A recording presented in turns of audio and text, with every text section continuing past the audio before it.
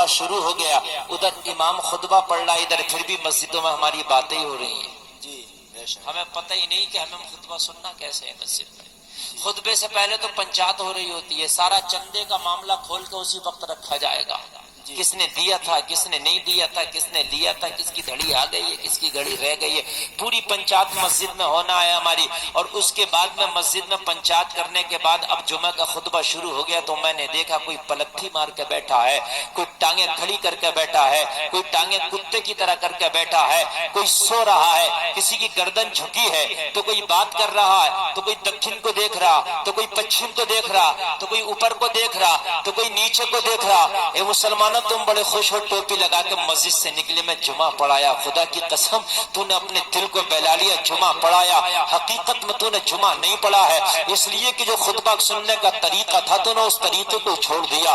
کان کھول کے سن لے، یہ پلتھی مار کے بیٹھ کے خطبہ نہیں سنا جا سکتا، ٹانگیں کھڑی کر کے خطبہ نہیں سنا جا سکتا، کان کھول کے سن لے، ادھر ادھر دیکھ کے خطبہ نہیں سنا جا سکتا، اوپر نیچے دیکھ کے خطبہ نہیں سنا جا سکتا۔ اے لوگوں، کربلا کے نعرے لگانے والوں، حسین اعظم کا جلسہ کرا کر نعرے لگانے والوں، اور اپنے آپ کو کہتے ہو میں حسینی ہوں، کیا حسینی ہے؟ تجھے خطبہ سننے کا طریقہ یاد نہیں اور حسینی ہے؟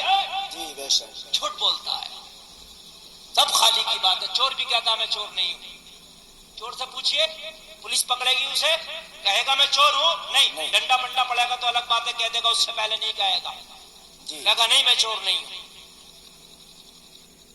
خطبہ سننے کا طریقہ یاد نہیں، حسینی ہے؟ تو کہ یزیدی کو یاد ہوگا خطبہ سننے کا طریقہ؟ بات سمجھ میں آ رہی ہے کہ نہیں آ رہی ہے؟ بات ذرا تھوڑے سمجھنے کی کوشش کیجیے۔ ارے جب حسینی کو جمعہ کا خطبہ سننے کا طریقہ یاد نہیں تو کہ یزیدی کو یاد ہوگا، کیا راما تال کو یاد ہوگا، کیا اوم پرکاش کو یاد ہوگا، کیا چرن سنگھ کو یاد ہوگا، کسے یاد ہوگا؟ اور یہ خطبہ سننے کا طریقہ تمہیں کو یاد ہونا چاہیے تھا۔ افسوس کی بات ہے کہ یاد نہیں۔ خرافات بتیری کرا لو، مولویوں سے سوال بھی پوچھے گا تو الٹے سیدھے کوئی کام کا سوال نہیں پوچھ سکتا۔ ان کی حضرت موسیٰ کی امی کا نام کیا تھا، ان کے دادا کا نام کیا تھا، ان کے پردادا کا نام کیا تھا، جنت کی چھت کیا ہے، حضرت ابراہیم نے جو دمبا ذبح کیا تھا اس کی جو چھڑی تھی وہ لوہے کی تھی کہ اسٹیل کی تھی، اس کا بیٹا کون سی لکڑی کا تھا، یہ خرافات سے پوچھیں۔ جی بے شک، ساری خرافات کرتے ہیں، مگر حقیقت بات یہ ہے جو کام کی بات ہے نہیں۔ آپ دیکھ لینا جمعہ میں کیسے خطبہ سنا جاتا، خطبہ سننا واجب ہے، واجب۔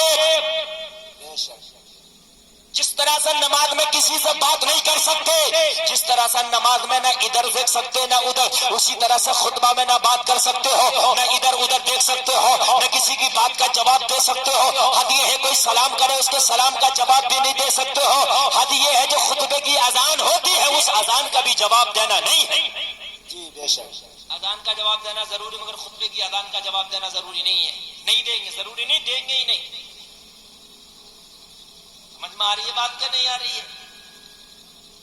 ہاں، لیکن ہمارا خطبہ ایسا سنا جاتا ہے جیسے اڑد چاول کھانے آئے یہاں پر۔ جی ارے حقیقت بتا رہا ہوں، میں کچھ جھوٹ بول رہا ہوں کیا؟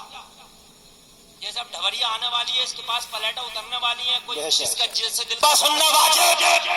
بے شک، اگر آپ نے خطبہ صحیح سے نہیں سنا تو نماز جمعہ آپ کی صحیح سے ادا نہیں ہوئی۔ بے شک، تو لازمی ہے۔ اور چھوٹی سی بات پکڑ کے چل رہا ہوں، میں نے زیادہ بڑی بات نہیں پکڑی ہے، میں ایک بہت چھوٹی سی جمعے کے خطبے کی بات کر رہا ہوں، اور تو سب چھوڑ دو، اور تو بہت معاملہ بالکل زیرو پلا، اسی معاملے کو تھوڑا سا لے لو، بات ہنسنے کی نہیں، بات تھوڑا سمجھنے کی۔ روزہ نہیں ٹوٹے گا، آپ چاہیں سر کے بال کٹائیں یا چاہیں داڑھی کے بال کٹائیں۔ داڑھی سے مراد یہ ہے کہ بہت سے لوگ جیسے داڑھی ایک مشت سے زیادہ ہوتی ہے تو اس کو کٹاتے ہیں، حالانکہ میں یہ نہیں بتا رہا ہوں کہ داڑھی کٹانا چاہیے، حالانکہ داڑھی کٹانا حرام ہے، ایک مشت سے کم کٹانا اور منڈانا حرام ہے، لیکن اگر کسی نے کٹائی یا شیپ بنوا لیا تو روزہ نہیں جائے گا، وہ حرام الگ چیز ہے۔ داڑھی کٹانا یا منڈانا، ایک مشت سے کم رکھنا، وہ حرام، وہ ایک الگ مسئلہ ہے، حرام ہے بلا شک، لیکن اگر کسی نے کٹا لیا منڈا لیا تو وہ حرام الگ ہے، گناہ ضرور ہوگا لیکن اس سے روزہ نہیں جائے گا۔ ایسے ہی سر کے بال کسی نے کٹائے تو اس سے بھی روزہ نہیں جائے گا، یا بدن کے کہیں اور کے بال صاف کیے، بغل وغیرہ کے، یا اس کے علاوہ بھی کسی اور جگہ کے بدن کے بال صاف کیے یا کاٹے یا مونڈے، اس سے روزہ نہیں جائے گا۔ ایسے ہی اگر کسی شخص نے سر میں تیل لگایا تو تیل لگانے سے بھی روزہ نہیں جائے گا. بہت سے لوگ کشمکش میں رہتے ہیں بھئی تیل تو ایک لیکوڈ جیسی چیز ہے. لیکوڈ جیسی چیز تو ہے مگر وہ بدن کے اندر آپ کے نہیں جا رہی ہے، وہ بھی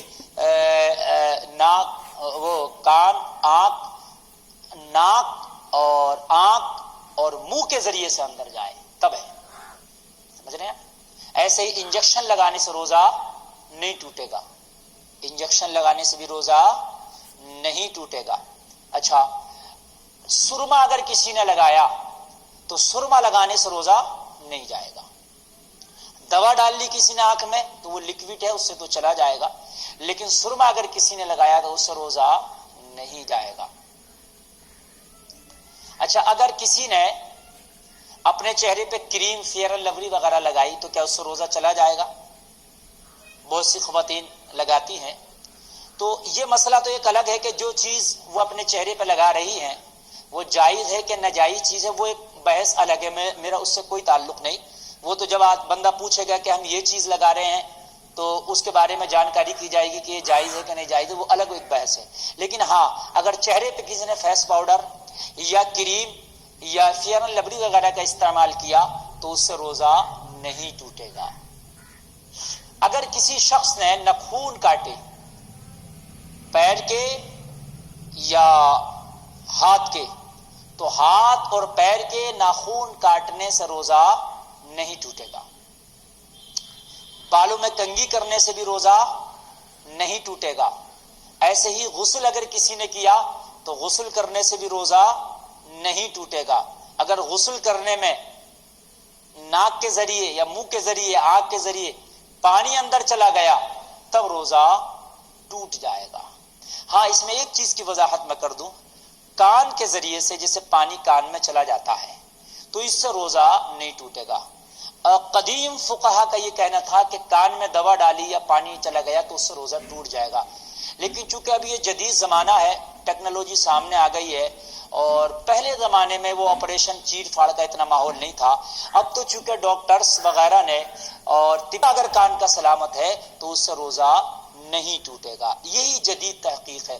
اگر پرانی آپ فقہ میں جائیں گے تو اس میں یہ تھا کہ بھئی کان کے ذریعے سے اگر دوا وغیرہ ڈال دیا تو اس سے روزہ ٹوٹ جائے گا. لیکن اب جو جدید فقہا کا قول ہے اور جدید جو تحقیق ہے وہ یہی ہے کہ کان کا اگر پردہ سلامت ہے تو اس میں دوا ڈالنے سے یا پانی چلا گیا تو روزہ نہیں ٹوٹے گا. اس کی وجہ ایک یہ بھی ہے، آپ نے بارہا دیکھا ہوگا، دیکھیے تو اس سے بھی روزہ نہیں ٹوٹے گا.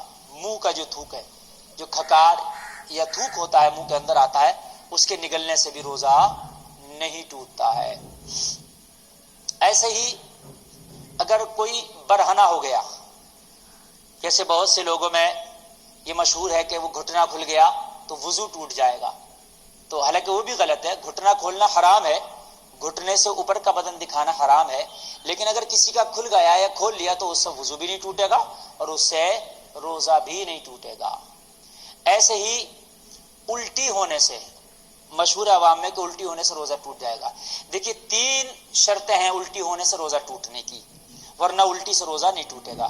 اگر آپ کو الٹی ہوئی تو آپ کو روزہ ہونا یاد ہے کہ مجھے روزہ ہے، اس حالت میں بھی الٹی خود سے نہیں ہوئی، آپ نے جان بوجھ کے الٹی کی، منہ میں انگلی ڈالی یا کسی اور ذریعے سے جان بوجھ کر، یعنی آپ کو روزہ ہونا یاد ہے، آپ نے جان بوجھ کر الٹی کی.